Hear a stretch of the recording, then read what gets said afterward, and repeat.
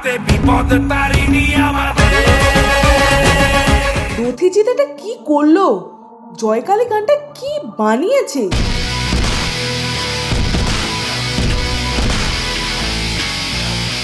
High, this is Hastolipi Originals. এখন আপনাদের সাথে নতুন বাংলা ছবি রঘু ডাকাতের নতুন গান জয়কালী নিয়ে আলোচনা করব। এই গানটা কেমন কি হলো সবটাই আলোচনা করব এই ভিডিওতে। তাহলে চলুন দেরি না করে চলে যাই ভিডিওতে।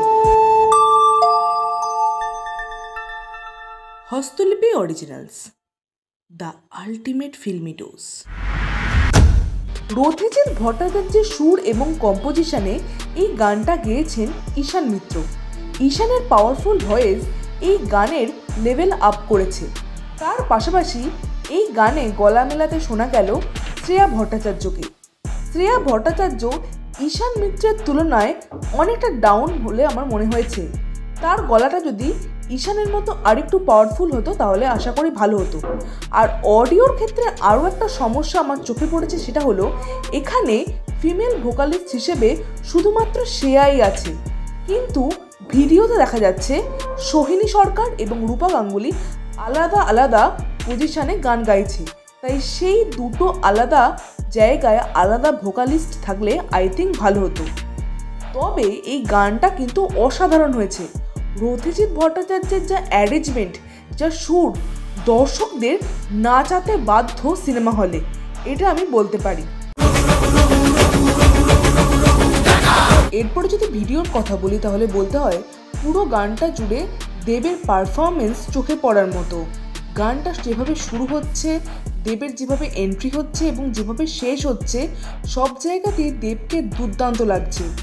আগুন নিয়ে যেভাবে দেব স্টান্ট করেছে সেটা দেখে খুবই ভালো লাগছে।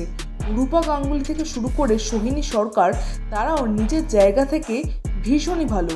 আর পুরো গানের ভিডিওটাতে একটা ডার্কিশ টোন রাখা হয়েছে, তার সঙ্গে একটা ইয়েলোইশ টোন রাখা হয়েছে, যেটা দেখতে ভীষণই প্রিমিয়াম লাগছে। আর ব্যাকগ্রাউন্ড ডান্সারদের যেভাবে ইউজ করা হয়েছে সেটা দেখে বুঝতেই পারা যাচ্ছে যে গানটার পেছনে ভালোই খরচ করেছে প্রোডাকশন হাউস। সব মিলিয়ে এই গানটা ভীষণই ভালো হয়েছে। এই গান দিয়েই রঘু ডাকাতের যাত্রা শুরু হলো। এই গানটা ভীষণই ভালো লেগেছে আমার। এরই সাথে রঘু ডাকাতের পক্ষ থেকে রিসেন্টলি আরও একটা পোস্টার এসছে, যেখানে ইয়ং লুকে রঘু ডাকাতকে দেখা যাচ্ছে। সেখানেও কিন্তু দেবের এক্সপ্রেশন ভীষণই ভালো। সব মিলিয়ে এই পোস্টার, এই গানটা কেমন লাগলো অবশ্যই কমেন্টে লিখে জানাবেন।